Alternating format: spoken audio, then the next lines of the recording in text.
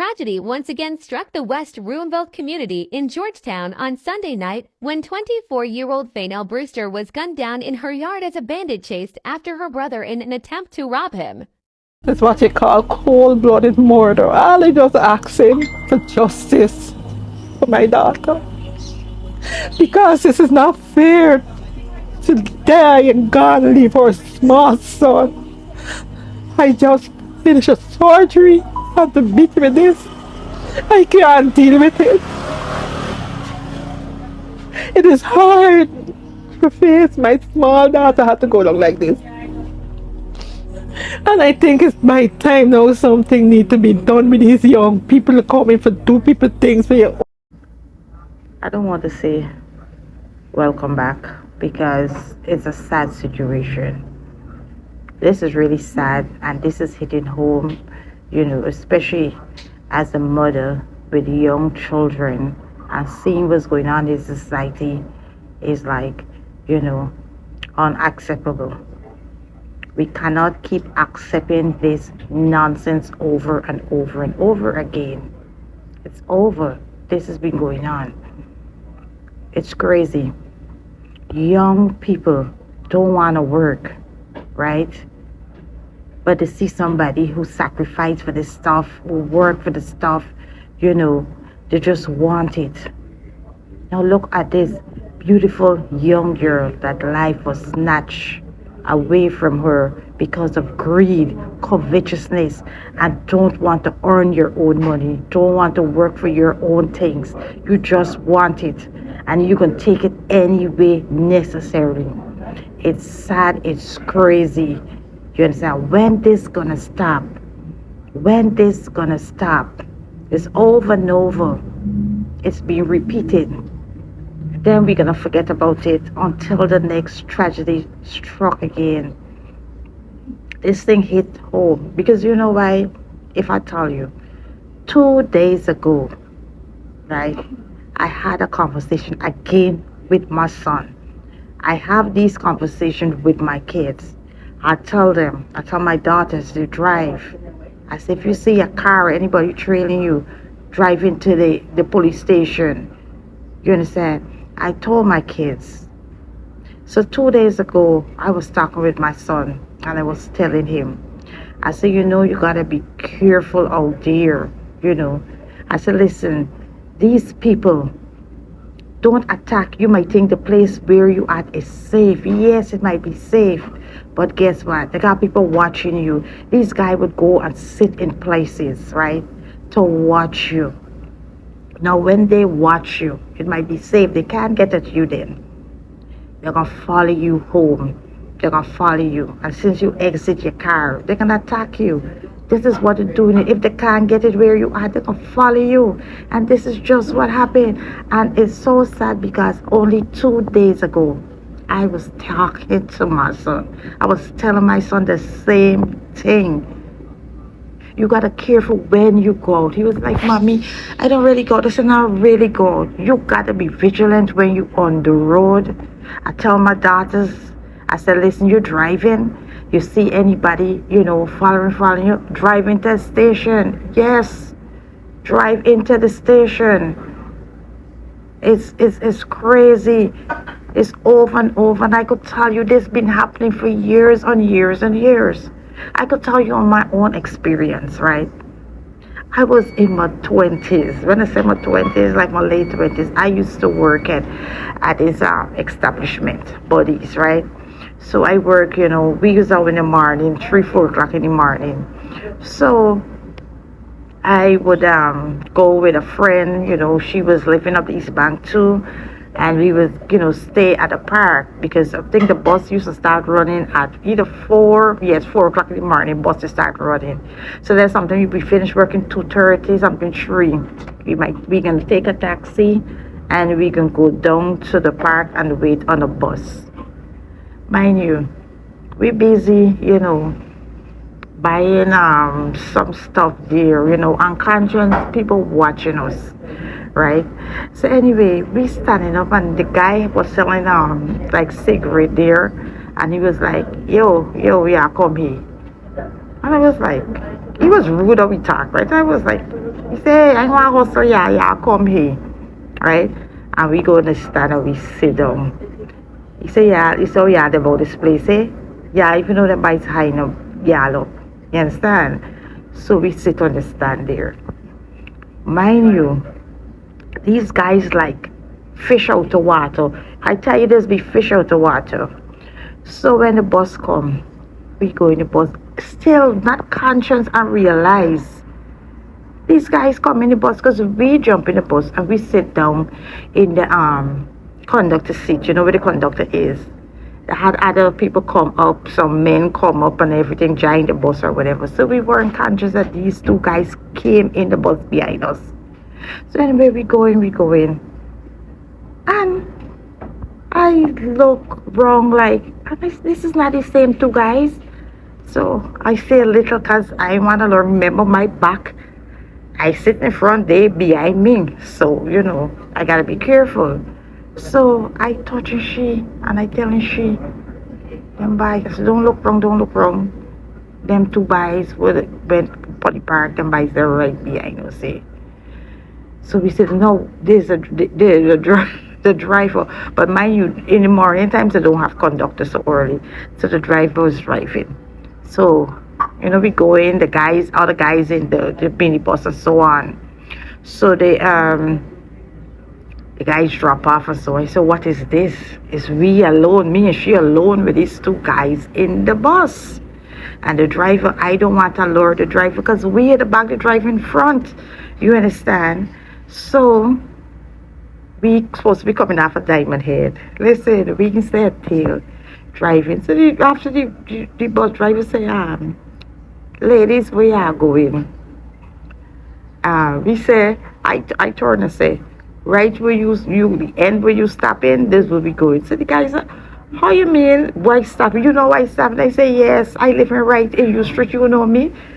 Guy turn, guy said, me no, I say I live in right in U Street, I go right where you going and wherever, right? So I continue showing up. So after anyway, the guy started, the driver continue drive so. So after these two guys realized, well, we're not gonna get him. They stopped. There was one bridge. I can't remember. It's somewhere now. They stop off in Grove. They say, stop the bus. And they come out the bus. So then we telling the driver now what happened. The driver said, why you didn't tell me? I said, how we can tell? We at the back.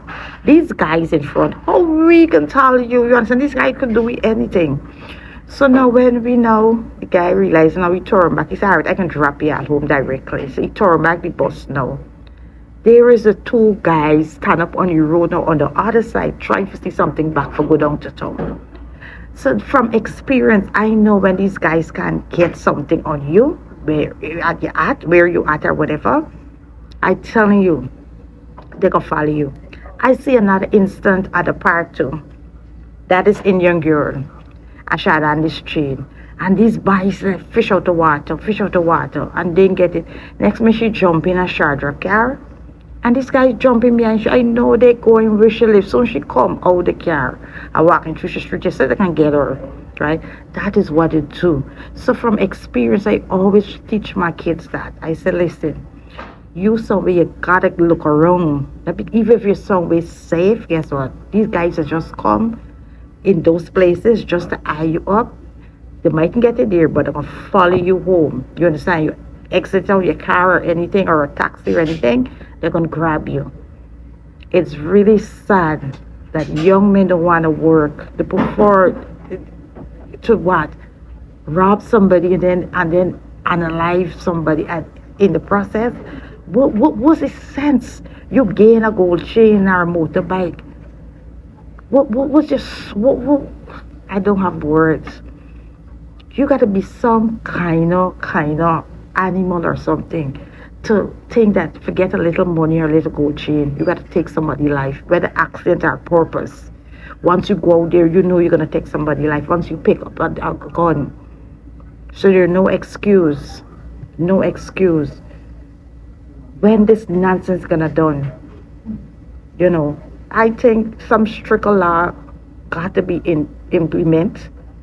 That these guys don't go on bail, because a lot of them, look, I a lot of them get how much offense on the name. Yes, Most time this happens. It's not one time. Why keep giving them bail? Lock the ass up, throw away the keys. Get strict law. Laws got to change for these people. It's not done, it's not safe. You can't even wear your own thing. You work, you can't even wear your own thing. You can't. You imagine? You cannot wear stuff that you bought, that you work for. You cannot buy things. Other people are shining for you things that you work for. You sacrifice. People don't know your sacrifice. But they're coming for it. These guys don't care. These guys don't care who you are. These guys just want what you have, and they don't care how they get it. And then they're shining with you thing. They want to shine, I should say, with your stuff, what you work hard for. You imagine, you in your home, in your yard, and you gonna reach your demise there. It's crazy. We gotta address this. Stricter laws. These guys should not go on bail. I'm telling you, a lot of them, when they do this, when you check, when the police hold them, oh, did they get charged for this? Did they get charged for that? Did they get charged on these guys going on bail? Something had to be done. You imagine, the court would remand a man with weed on him and put a man that robbed people on bail. Let them make sense. Let them make sense. The system gotta change. You gotta put tougher laws. When they do these things, no bail. No bail. No, but they're going out on bail and they're going back and do the same thing. They got how much case pending? You imagine? And going on bail. Going on bail. Then going and do the same thing. They getting catch, and when they get catch, you hear how much case they get pending. When are we gonna get it right? When are we gonna get it right? When? You understand? When are we gonna get it right? You can't get this robbery, this on your head, this on your head, that on your head, and you continue. You're welcome, and you continue going and going and going and getting bail. These guys don't care. These guys is beasts, and they should be treated as beasts. You're not safe. These guys are following you when they can't get it. They're following you. They're following you home. Just imagine.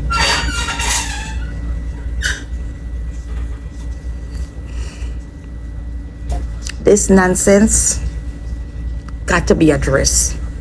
Stricter laws. You want to do the crime, you're going to do the time. Don't play with them. Laws got to be put in place for these guys. Young guys. Young guys. I remember as a little girl, when you see a thief, man, you know a thief, man. Since you see a thief, man, you know how his skin is look. Since you see you look, it's a thief, man. But now you know. The dressing, the among you, you don't know who's who now. You can't identify them no more. Young guys, young. What's the excuse? You're gonna come and say, what boy in Guyana? What hard? Young man like you. Eh? Young man like, go and work. Start a business or something. You see somebody with their thing and you decide, no, you can take it. Taking people's life left, right, and center. There's a living. How these guys sleep at night? How? Knowing that something you're wearing, the food you're eating, you just take somebody's life for it or rob somebody for it. What? Fast living. You want to rob somebody to get it. You don't want to work. You don't want to sacrifice. You want something right away. Right away. You want years of building life. You want that. You want it right away. You ain't safe in Guyana anymore. You ain't safe. You ain't safe in a long time. That can't even say anymore because this been going on for years. Years and years. You understand? It's crazy. And it's so crazy. It's 2 days ago. I was talking to my son about the same thing. I mean, I tell them, listen, I tell my kids something today, especially safety. And then I can tell them back again or sometime again. But as a mother, I would keep, making sure your safety measure is up.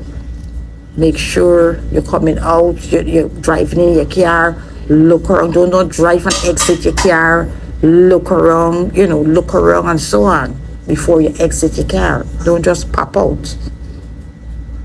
You're coming out, you look around, you see somebody strange, wherever. Don't come out, drive around, go somewhere else. You tell them you're going home, you see a strange car or anything driving behind you, you see there's driving station. You pull up home and you see something looking funny, drive past your house. I always tell my kids that.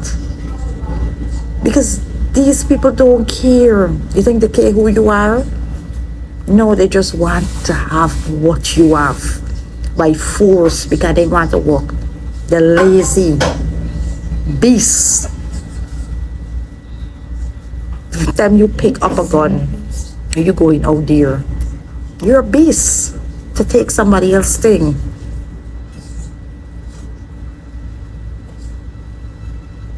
It's sad. My heart goes out to that mom. I imagine the pain she's going through. My skin is groaning right now because of greed. And I'm gonna say something, and some people might vex, but I don't care. I'm gonna say it. It's your own. It's we own. It's be doing with that. It's we own. We be fighting with other race for all little nicks and that. And guess what? It's we own is be coming for us. Yes, it's we own is be coming for us. It's we own. Greed, covetousness, laziness, bad mind, stink mind, dirty mind. You want somebody else saying that you didn't work for. You didn't work for.